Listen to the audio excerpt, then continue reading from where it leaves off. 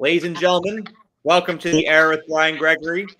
Today we've got Zeke with us. He's clad in his Cincinnati Reds gear. We have an all NFC North show tonight. So that means we're talking Lions and we're talking Vikings tonight. But we're going to make sure that this show is in a certain time frame, probably 30 to 45 minutes to make sure that we're off because – like you all know, we have a huge night tonight. We actually have a Game 7 in the NBA for the first time since 2016. So we will be cognizant of that. And we're going to take it in because it's our last exciting sporting events until August 24th when Kansas State plays Iowa State in Ireland, literally. And so we're going to be in the moment tonight. But, of course, we'll be keeping you all entertained in the time being, having shows every week until then. But, yeah, you got to really take tonight in. But good to have you on here, Zeke. Absolutely, pal. I definitely I still got to build my parlay for tonight. So I'm over here. There's a million things going through my brain right now. I want to hit something before the basketball season's over because I don't bet baseball. That baseball crap it's nearly impossible. Baseball is just way too finicky. Like you can't rely on anybody. You can on any given night. The Dodgers can lose to the Nationals. I've seen it happen many times. The Yankees can lose to the Athletics. Hopefully, it doesn't happen on Friday because we'll be there. That's besides the point. That's right. Now, like I said tonight, all NFC North show. Zeke and I here. Both of us are pretty big Lions guys. We're pretty big Dan Campbell guys. I'll give it to Zeke. He was one before I was. He's starting to wane a little bit. Yeah. But we're gonna get into our discussion here. Do you like my banner? I do. It's very pretty. I'm gonna use the word pretty. How about that? I'm so pretty. I don't know how I feel about that word. I'm not gonna lie. Huh? I said, I don't know how I feel about that word on here. I'm not going to lie. Yeah, well, it's pretty. Probably a good idea. Yeah. But it's you like what I did there? Still the main threat, the Lions' main. This guy sucks. I knew you'd like that. Whoever's writing your material should be fired. Well, it's all me, myself, and I because I'm purely a self-proprietor. So this is all from the mind of BG. I guarantee it. That's disappointing. Now, let me hear your thoughts on the Lions first, because I wrote stuff down. I got a lot to say, so let me just hear you got to say it first. Well, for one, my issue is I was a Dan Campbell guy, even though the whole, kneecaps and the whole blah, blah, blah, tough guy shit, like it's cool and all, but, dude, I can never get over that Niners game. That's fair. To be fair, I still can't get that out of my head. Like I remember where I was watching that. I remember how I felt at the end of that game. I was devastated because obviously, like you, I wanted to see the Lions progress on to the Super Bowl.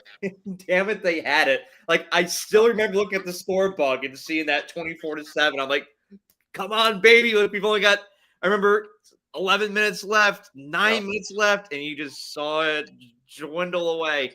And then don't even get me started on that catastrophe that took place in Ford Field a couple months ago against Washington. That was just as devastating for us Lions supporters out there. But it's building off of what you said. There's I really respect the philosophy of Dan Campbell. I do. Like just rolling the dice, throwing your balls on the table, biting out kneecaps, and saying like we're going for it here. We're testing our will. I'm putting my trust in my guys. Like those decisions go a long way. Like I remember, that's how John Harbaugh and Lamar built a lot of trust. It's like on them 4th and 2s, him trusting Lamar to get it done. And you saw it a lot with Dan Campbell these past couple of years. 4th and 3 to win the game, he goes for it. But there was a certain point in that Niners game back in 2024 in January. In that fourth quarter, going for it, I believe it was 4th and 8, and it screwed the momentum of the entire game over. And again, love the intention of the philosophy there, trusting your guys, but it's bitten the Lions in the ass a couple of times here. And this is only his 5th year in Detroit. I believe so. 22, 23, 24? No. 4. Or, yeah, I think it is 5. I believe it is 5. I believe I'm right on that. But besides the point, I think there comes a certain point where you got to adjust. Mhm. And even though that's his philosophy, you got to be very strategic about those fourth downs and going for it, and very selective about when you do it. It's possible. Like I can really see the Lions evolving in that way, but it's got to start this year. Like I feel like we reached a peak with a lot of things in that Commanders game, which is the way that team was operating in general. There's a lot of good things, but there's a lot of things that need to be adjusted as well. Well, right, and sometimes, like I always say this, like sometimes football should just be football. You know, you don't. Dan Campbell, I feel like overthinks it too much. Just like unfortunately, Mike McDaniel, like sometimes just go with what it's been since the beginning of time. You know, it doesn't have to be every single time be aggressive. But that's the part that is the issue with today's game. Is so many fans are like, I want to be aggressive every single time. I want to go for it every single time. That's just not. It's not how it works. It's It's just it's not not how. realistic, and the introduction of analytics has popularized that so much these past couple years because you see these teams go out and go for it all the time, and they get it, and fans see that and like, oh, I want to see my team do that. That's so cool. Like the Eagles do it all the time, and they convert a lot. The Ravens do it all the time, and they convert a lot. And I feel like they're two of the prototypical teams that do it all the time. But people got to understand the Eagles had one of the best offensive lines that the NFL has ever seen last year, number one. Right. Quarterback in Jalen Hurts, who's hardwired to do that every time. And the Ravens, you have a freak quarterback in Lamar Jackson who, using his legs, he's usually going to make something happen on 4th and 2. Right. And the Lions have a lot of playmakers. You know how much I love Amon Ra. You know how much I love Sam Laporta, Jahmyr Gibbs. Like, there's a lot of dogs on that team. But you've got to be selective about when you call it out, and just trust your gut. Right. Like if it's 4th and 2, and you got to get some momentum going, yeah, go for it. Mm-hmm. You know, if it's in a crucial part of the game, and you got to get the tie to go your way, yeah, it's the time to dial that up. You know, you're down 24-20 with 4 minutes left, or like that Chargers game a couple years ago, you're trying to put it away, 4th and 3. You're up by 4. Go for it. Seal the game. That's great. But when you're up and you're controlling the tempo of the game, you're on the road. Like Zeke, what would your gut tell you on 4th and 8 in a situation? I'm not going for it. I can promise you that. Up the damn ball. You got to play field position there. You have to with a lead like that. Just be smart. Your defense has been getting it done. You got to trust your defense too. Right. And when you go for it all the time, it's going to say something to your defense of like naturally, like you're going to be like, are they going to trust us to get it done at some point? Because it's like we're capable, and we'll talk about the Lions defense a little bit here too. But that sends a message to both sides of the ball. So I don't want to bang on his play calling the whole time, but it's definitely something that needs to be adjusted this year and evolved, if you will. So getting into the nuts and the bolts of the Lions here. It's not ideal to lose both your coordinators, right? Ben Johnson went to the Bears. Aaron Glenn went to the Jets. Both guys were great coaching their respective groups last year. And it hurts losing both those guys. And naturally, when you win 15 games, you win your division, you're in the NFC Championship one year, the divisional the following. Naturally, other teams are going to look at you and say, "Ooh, shiny object! I want your coordinators. Let's pluck them." Right. Why you got to capitalize on that window? Like last year was the ideal time for the Lions to win the Super Bowl because this was going to happen at some point. Your roster was going to get diluted at some point. Like you got that window to capitalize, and they lost in the divisional and a time that was not very opportune because, correct me if I'm wrong, but Ben Johnson pretty much said it to his offense leading up to the Commanders game. Hey, I took this Bears position. I'm I'm going. This is like this. This is our last dance. Right. So it's your time to get it done. And it collapsed. Now both guys are in different spots. And the Lions lost Frank Ragnow, their longtime center. Yep. And losing both coordinators and your center. I mean, I'm sorry, your center is probably your second most important player on offense besides your quarterback. He commands the whole line. It's the anchor, absolutely. The anchor, when you lose the anchor, and you got a rookie replacing him and Tate Ratledge from Georgia, who I like a lot, but that's you're replacing a legend in Frank Ragnow, so those gonna be tough shoes to fill. It doesn't look great, but there are some positives that I'll get to. But what are your thoughts on that? Well, here's my thing: is it's always going to come down to you got playmakers on offense, but for one, the offense is going to look completely different. We don't even know what it's going to look like yet. So let's see if it's as efficient. But my big thing is the defense. That defense is not going to get Detroit to where they want to. It's not deep enough. It's not good enough. Now you have a new coordinator. Like it's just not. It's not going to be good enough to get Detroit to where they want. They don't have the personnel for it, and it's. You saw it last year, dude. Like Aiden Hutchinson went down, and they signed Zadarius Smith on a cheap deal, whatever. But they had no rotation of any pressure. They were getting no pressure. No. And their corners are going to get carved all day. It's just not. It's not going to work. There's only so long you can cover, especially in today's NFL. So it's sad, but that's going to be the reality for Detroit. I mean, you saw it many times last year. I don't care what you got on offense. You're going to tell me that you're going to have to put up 34, 35 every game. Good luck. It puts a lot of pressure on your offense to get it done, and luckily for Detroit, a lot of that offense is very much still intact. You got J-Mo, you got Amon-Ra, you've got Sonic and Knuckles still, right? Jahmyr Gibbs and Dave Montgomery, like that's good and all.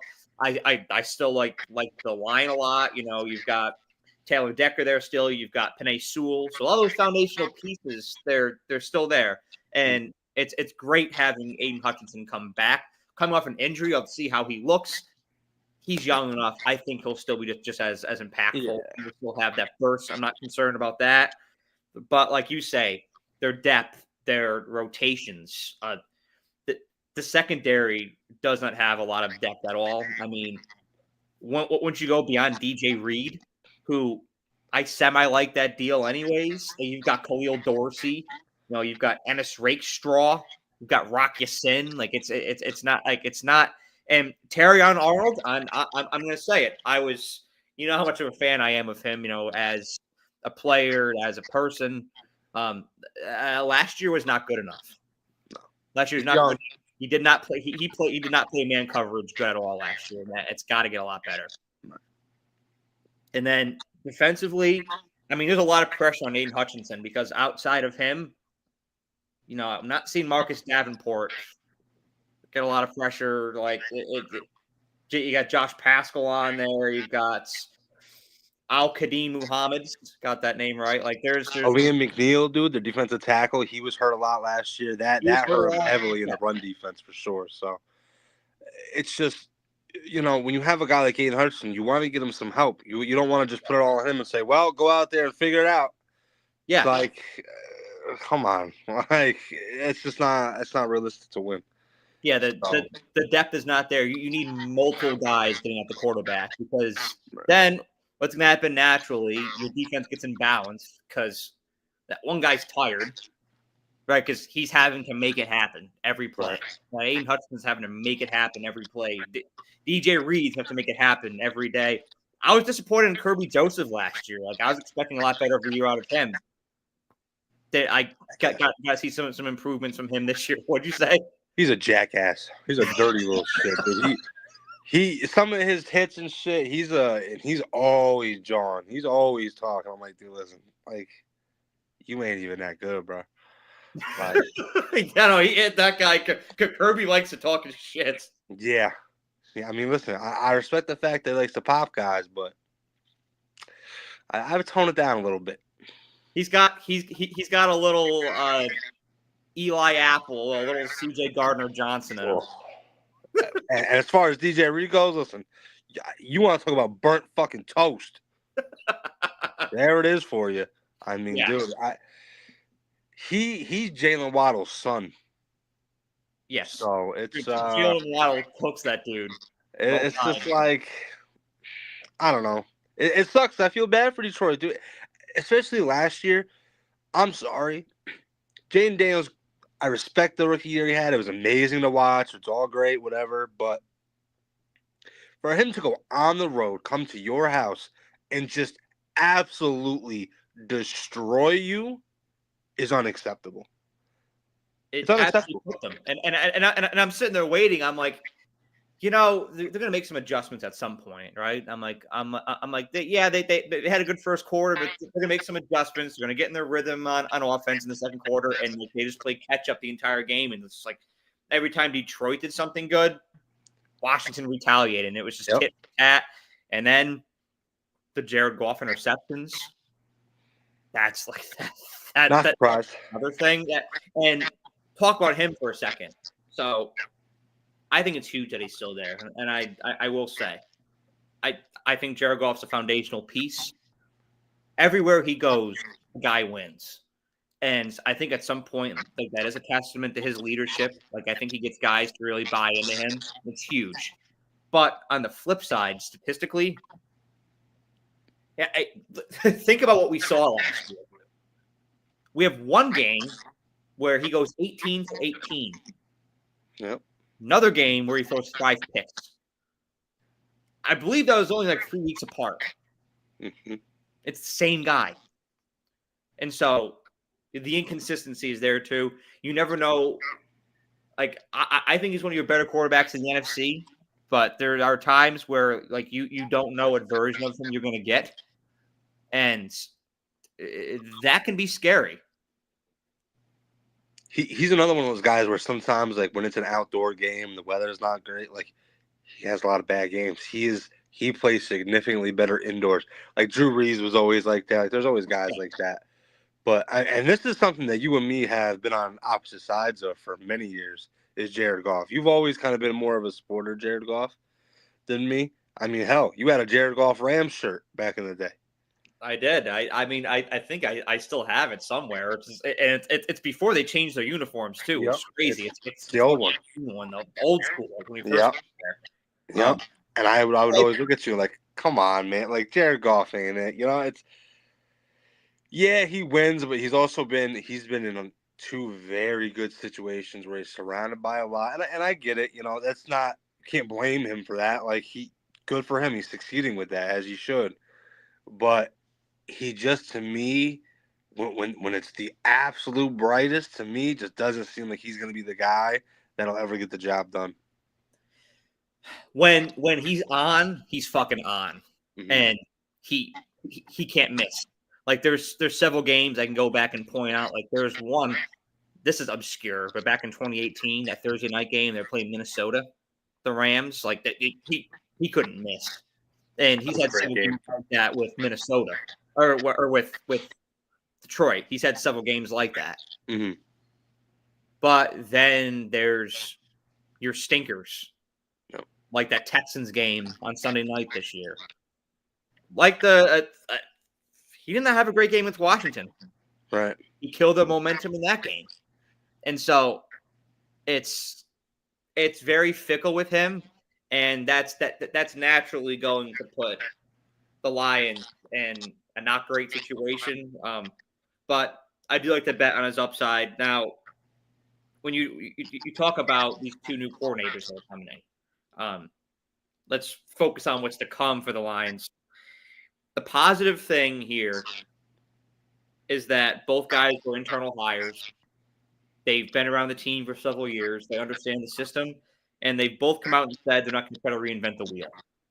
Right? It's going to be a lot of what's been in store there. So it's not going to be too much of a learning curve. Like, John Morton's got a very similar style to Ben Johnson. Explosive plays. He's looking at 7 to 8 of those per game. His red zone efficiency, all in the details, right?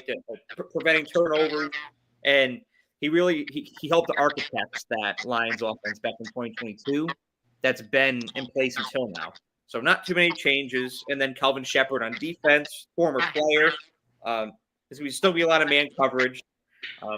selective blitzing, not all the time, but when it's right. And like emphasis on the offensive line, defensive line, or emphasis on the defensive line. There's not too much is going to change there, like similar in style, but again, adapting to the position, it's huge from being just a position groups coach. Like there's going to be somewhat of a curve there, but at least both of them being internal hires minimizes the hit a little bit. Get guys already know them, they already trust them. Like that's important. Well, yeah, for any team, like in a situation like that, even if it's people from outside the building coming in, like no coordinator should go in there and just rip absolutely everything apart, at least for the first year. You got to keep some things in there to keep some things fluid, because to get guys just be like, all right, complete new different way. We're doing everything different. This is how it's got to be. Like a lot of guys, there's going to be some guys who are just those guys and can adapt and whatever. But I would say more times than not, that majority is probably not going to be like that. So it's good to keep some of those things in place. So that part will be good. It's just, like I said, that defense just worries the hell out of me. You're only as good as your personnel. Yeah. And I'll be honest, it's funny looking at the Lions. Like it's one of those things where, like, the way this team is composed, I think you could put a headset on you or me, and coach up that offense, and we're going to be all right. You got number 14 out there. You got Jameer out there. You got Laporte out there. You've got one of the best linemen in the entire NFL out there, in Sewell. And so can make shit happen. But defensively, I don't even know if Steve Spagnuolo or Vic Fangio could save that. Like that's that. You're only as good as your personnel. You're only as good as the items you have in your cart in the grocery store. Well, and it blows my mind that, like, they don't invest a little more on defense. I think they push all their chips to the offense and say, this is what's going to win us everything we want. But it's just, and I get it's an offensive league now. But you look at the Eagles. I mean, obviously, the Eagles have a roster that's just built like it's Madden, right? Like, it's not realistic. Not every situation is going to be like that.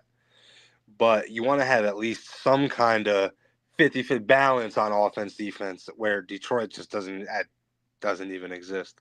Well, I mean, name me a team in the past 5 years who won the Super Bowl who didn't at least have a pretty good defense. Right. They all had solid defenses. Yeah. Yeah. So defense is still a big part. As much as people don't want to believe it, it is. Detroit just doesn't have that, especially because they have to get through Philly. Yeah. They're not getting through Philly. I'm sorry, they're not. And no. Washington, as long as Jaden Daniels continues to, go up, they're only going to get better. And the thing too, like adding on to Washington, right? That team's only going to progress. He's only going to get better. Like they made improvements to their defense as well. Yep. So this is a Washington team that's coming into this year even better. Yep. I keep saying to you got to look out for LA. I don't think anybody talks about LA. Mm-hmm. You've got a young, very talented defensive line. Mm-hmm. They hit you. They're balanced on offense. That's a scary team. Like those are 3 legit threats right there. 100%. And that doesn't even account for any of these teams that can come out of the woodwork. Right. Like you can see a team like the Packers just come out of nowhere and be good. Like you could see the Seahawks really catch on this year. Like the Cardinals, you don't know who's just going to catch fire and right. like a Washington last year. Like I've got my teams who I think that will be the Bears in Detroit's division. Like who knows what can happen with them? And so it's a league where you got to always be evolving. And if you're not physical enough up front on defense, your secondary's burnt toast. It's going to be exposed at some point. And the other thing to add on when it comes to Detroit here, they have the 3rd hardest schedule, not in the NFC, in the entire NFL. Right. This is a hard schedule, and so you're most definitely not going to be seeing another 15-win season this year. No, absolutely. What are your thoughts? What do you think the outcome will be for them, like win-wise? Well, to be fully honest, I haven't looked at the schedule because I don't get into that. I don't. I'm not one to look at strength of schedule and this and that. Like there's so many variables that happen that I can't. I'm not a very good prediction guy like that because you just don't know. So Injuries and shit, like, you know. yeah, and I've always told you, like, at least for me, like for like the Dolphins, Omar Kelly, who I listen to, has covered the Dolphins since I believe 2007. He always says, in your head, you always have to account for probably 8 starters total. But in the whole course of the season, about 8 starters will get hurt at some point. Mm-hmm. Hopefully, you get lucky with they're not major injuries, but you're going to lose starters. Mm-hmm. And so, how are you going to respond to that? Like if Amon-Ra goes down, yeah, you got your run game, yeah, you got Laporte and you got Jamo, and you got all these other things, but like that's going to be tough. Yeah, right, and Detroit is the perfect example to demonstrate this. Last year, Aiden Hutchinson goes down, it all crumbles. Their pass rush is gone. Like their defense was somewhat effective until that point, just because of what he was bringing to the table. Right. Like you're having to adapt on the fly so much as an offense going up against Detroit that the secondary is not as much of a concern. But that secondary got exposed a lot more when they were not getting that pass rush coming from Hutchinson. And like when you lose one of those foundational guys, and like you're saying, like this is a very talented Lions team, but this is a Lions team that, if so help me God, one of these guys goes down. Amon-Ra, Penei Sewell, Aiden Hutchinson, or Jahmyr Gibbs, and of course Jared Goff. One of those guys goes down. I don't know what to say. Like there's a good chance they don't win that division if one of those guys go down. Like they're probably going to get passed by Green Bay or Chicago if that happens. But if they're lucky with the injury bug this year, I think they are still very capable of winning 10 to 12 games, maybe 13 on the high side, because it's still a very good team. Like they'll be favored in most of their games. Vegas loves them still. Like that has not slipped off. But everything goes to plan. 10 to 13. A couple guys go down, you could be skimming around 11, 10, 9. But I don't see them winning less than 8. If I had to throw a number, I'm going to say probably 10, 11 wins. That's fair. I just don't see it being more than that. That's 10 or when I do my official prediction in about a month and a half, it's probably going to be 11-5. If I had to guess today, that's probably what I'm going to put the Lions out of 11-5. I don't know if I have them winning the division. Like I got tossed between them, Green Bay, and Chicago. I got a lot of trust in Chicago this year. Like I think if things go to plan, it's gonna be a scary team. But I think a lot of people do. Yeah. I mean, it's the ingredients are in place. But the Lions, they still have enough in place to win double-digit games. But it's not as an ideal of a situation as last year was. Like last year was that time to really capitalize. But let's pivot on to the other NFC North team we're going to talk about today. It's that team up north from boys in purple. Yeah. You're gonna really like the headline I have up here. You ready? Here we go. Doge. Will the Vikings conquer? Get it? Because Vikings conquer. Good God. Going on to the coast of Norway and Finland back in the day. There's some bad motherfuckers. I went through like a Viking cruise when I was a kid. Like I had like a Viking costume, and I'd call myself Olaf. Like it was quite an era that it was like maybe half a year, but I was like 10 or 11. I went through like a Viking phase. That's some strange shit. I know. I went through a Viking phase, an airplane phase, a crane phase. I went through the garbage truck phase. I went through everything. Garbage trucks is crazy. I was obsessed with garbage trucks when I was like 9. Yeah, no. Not trains I could get. Airplanes, all right. Garbage trucks? No. The arm. It was the arm. The arm would come out and, to pick up stinky trash. Granted, I never wanted to do it, but like I'd watch it go by and be like, that's pretty cool. Oh my Good God. Let's get back. Let's talk about the Vikings here, and if Yep. they'll conquer this year. Now, the Zeke has No. his on it. No. No. Well, let me hear it. No, go ahead. I'm sorry. I just had to get that out. I couldn't help myself. Yeah, Zeke is very fervently against the Vikings, and I'm not very high in them to say the least. Now, I will say it's one of those teams that I'm cautious to talk a lot of shit about, just because last year. Let me set the stage. Last year, I predicted this team to go 6 and what is it these days? 6-12, right? 6-11. 11, 17. I was always used to 16. Now it's 17. I can't get it straight. Yeah, I predicted them to go 6-11 last year, and as you know, they went 14-3. So I look like a jackass, and I really don't want to again. I look like a jackass with Pittsburgh too last year too, and I never want to fuck up with that fan base, but I seem to keep doing it, and so the Vikings, I way undershot with them. I love the Vikings, so I felt bad, and I want to see them do good. But this is a year where I don't want to undershoot them again, but just realistically speaking, I don't know how it's going to look. Now, last year we had Sam Darnold going into it, and a lot of us counted Sam Darnold out, including myself. I'm like, I don't know what this is going to look like. And then he was a great fit for a while.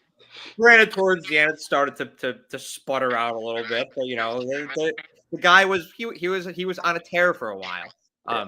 And again, like we were talking about with that Lions offense, you put a headset on me and coach that thing up. You could put me in at quarterback and throw to, Justin Jefferson and Jordan Addison, T.J. Hawkinson, Aaron Jones in the backfield. I'll be decently good. But moving from Kirk Cousins to Sam Darnold to now J.J. McCarthy. As a quarterback, J.J. McCarthy is very different than both of those two guys because what do those two guys both have, Zeke? A lot of money. They do. They're very wealthy individuals. And you know what? Damn it, good for them. Especially Kirko. That guy. You want to talk a guy that's freaking splayed the market. That's your guy. Yeah, robbery of the century. Yeah, especially Atlanta. Minnesota too, but Atlanta's mostly Atlanta. They have a good deep ball. Those two guys. Pretty good deep ball. J.J. McCarthy notoriously does not. Now, what he does have, he's very good within 15 to 20 yards. The intermediate passing, those checkdowns, timing passes, play action, he's very good. And I was doing some research before this show here, and Minnesota utilized that a lot last year. They had the second most play action attempts in all of the NFL last year, and they're top 10 in efficiency. Yep. And so that matches the style of J.J. McCarthy a lot. And Kevin O'Connell also likes to throw down the middle a lot. And we know J.J. McCarthy's very good with that as well. Very efficient throwing down the middle. But with J.J. McCarthy, there's such a steep drop-off with everything else. Like if you were to place the field on this screen here and show, the circles and the X's, it would be astounding. Because in the middle of the field, it would be green. But once you go out here, it's red. I mean, as far as your boundary throws go, he's not very good at all.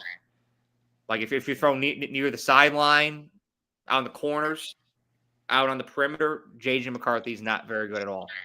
I don't know why, but it's just not a strength of his. And so that concerns me as well. Yes, him being a good time passer, him being good with play action, I think that can mesh well with the Vikings. And it's great that he's throwing to Justin Jefferson and Jordan Addison, T.J. Hawkinson. Well, of course. The quarterback's confidence. But going from Cousins to Darnold to him, I just don't know how similar that Vikings offense is going to look as it has the past couple years. Well, I think for Minnesota, they're so comfortable going into this situation because they're literally just taking the blueprint, right, from Michigan. They go and spend all this money on the O-line this year. Ryan Kelly, Will Fries, who both of them were in Indy together, so that'll help. Um, they're gonna have a good old line. They're gonna have a run game. They're gonna have a defense. Unfortunately, coached by Brian Flores. Um, what is Michigan known for? Defense, running the ball. Mm-hmm. They're putting him right in the same position.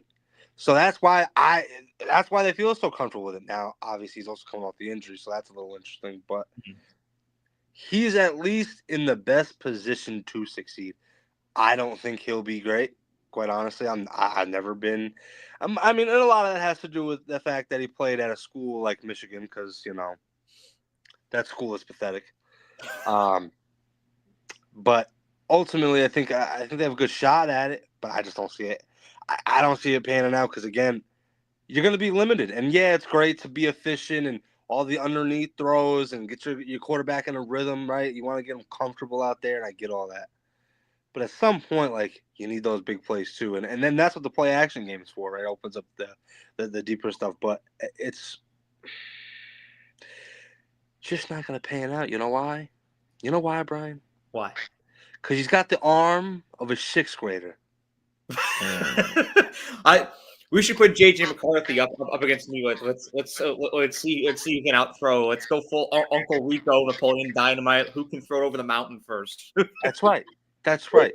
And I think he'd win. I have zero confidence in J.J. McCarthy, but he's probably going to get bailed out a lot because that defense, they've invested even more in the middle of the line. Jonathan Allen, Javon Hargrave, keeping Harrison Smith back there, who I can't even believe still playing. I mean, Harrison Smith still has been on the Vikings since even when they played back at the old stadium. Yeah. So, Brian Flores, man, even though I hate him, he can coach the hell out of a defense. Well, and So, that's the thing too, and it's I like the fact that you say this team is structured exactly the same as Michigan because it really is defensive front going out getting Jonathan Allen, Javon Hargrave. Like, what does that tell you, right? Mason Graham, right? Like Kenneth Grant, like you're trying to exactly emulate that same formula. You get Aaron Jones in the backfield. It's like you're Blake Corum, right? Like in essence, the structure of this team is very similar to what it was in Michigan.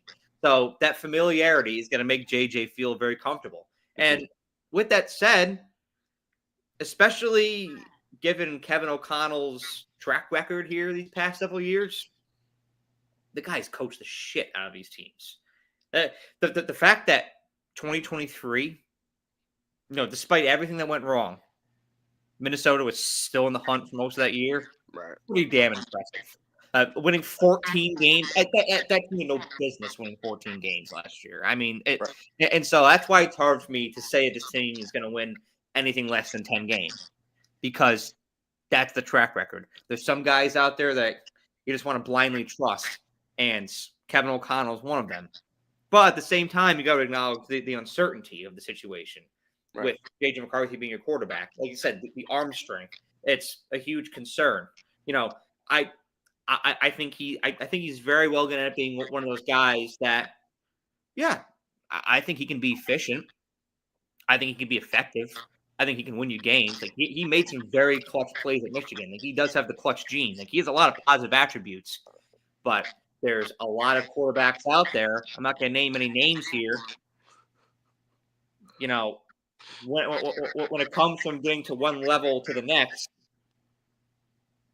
is he going to be one of those guys that can get it done? Like what's Minnesota's ceiling going to be? Like that'll be my question when it comes to JJ McCarthy. But realistically, you still got a lot of this team together from last year. You love Aaron Jones coming back. Like you said, Harrison Smith, can't believe he's still there. You got the Gink Man. I hate seeing them lose Cam Bynum. I do like Cam Bynum, but you got the Gink Man.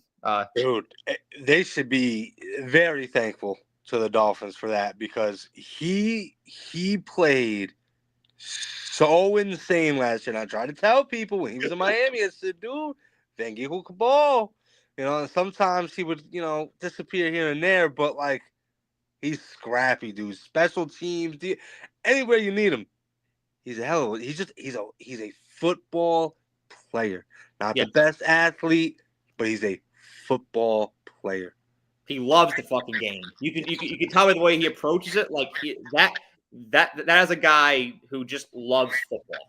100%. And I love that. Somebody that wears their heart on their sleeve, that passion, but he's also fundamentally great too. Like that Andrew Van Ginkel is a coach's dream. And you know what really pisses me off is like last year, especially week 1, we had the pick six against the Giants, and he kept making these plays, fumble recoveries, forced fumbles, interceptions. Like, who's this Van Ginkel guy? I'm like, yeah, that's who Van Ginkel is. Like, what do you mean, who's Van Ginkel? This guy's always been here. You're just finding out about him now.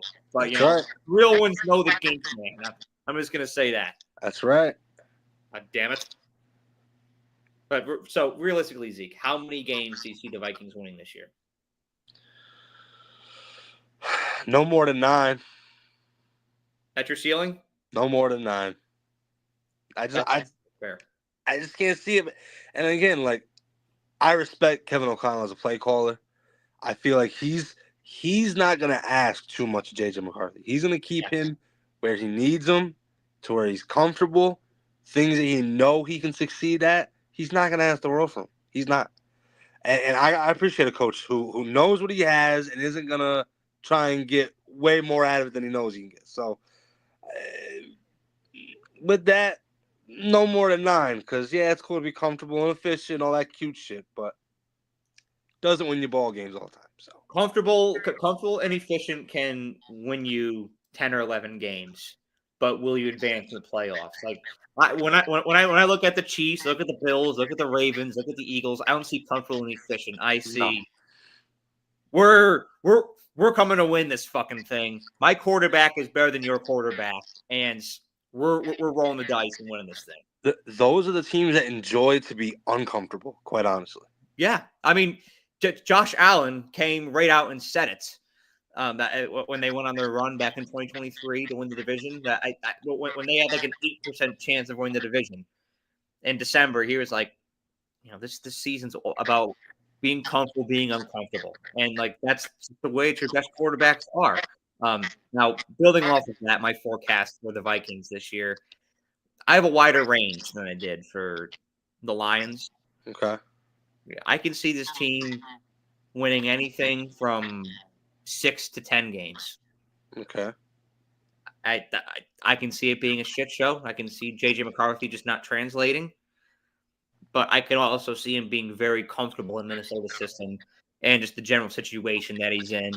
It's one of the most well-coached teams in the NFL. It's hard to not trust that. So, high side, I see 10. Not a deep playoff run at all. If they do make it, same thing as last year, right? Absolutely. But low point, 6 wins. That defense is going to keep them in a lot more games than you would probably think that they really should be in. And again, not that they have a bad roster. They don't have a bad roster. But, like, quarterback, obviously, is everything. So, we'll see.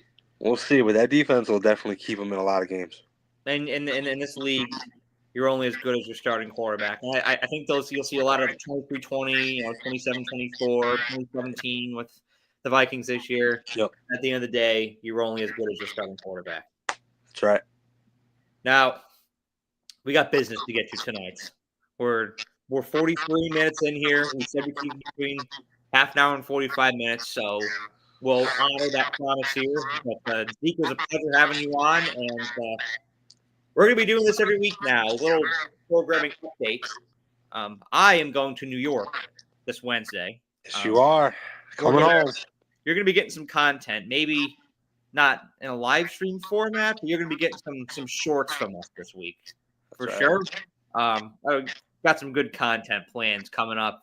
But as far as our next live stream goes, you'll probably see us following the 4th of July since we got a short week that week too. I'll have a Wednesday show with Luke that week. That'll be interesting. I'm not going to release what that is just yet. That's going to be interesting. But then that following Sunday, have you back on again. But as this will be a weekly thing. So as Zeke always says, expect me. That's right. Let me get one. Expect me. No, because I can't. Then you've already ruined it. How did I ruin it? Because now they're expecting it. This guy sucks. That was terrible. That joke was terrible. It wasn't meant to be a joke. It's reality, pal.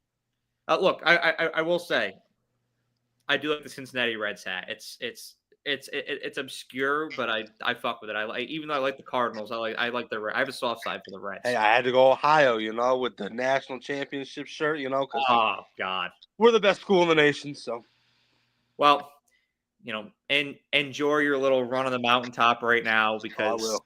you've got about 7 more months on that lease, and then it's gonna run out, buddy. So we'll see. Not if Jeremiah Smith's got something to say about it. I've shut the fuck up. I've got. I'm starting to make my college football playoff projections right now, and obviously I think very highly of Ohio State, but it's hard to repeat. I will say that it's hard to repeat. But if there's any program out there right now that can do it, it's them.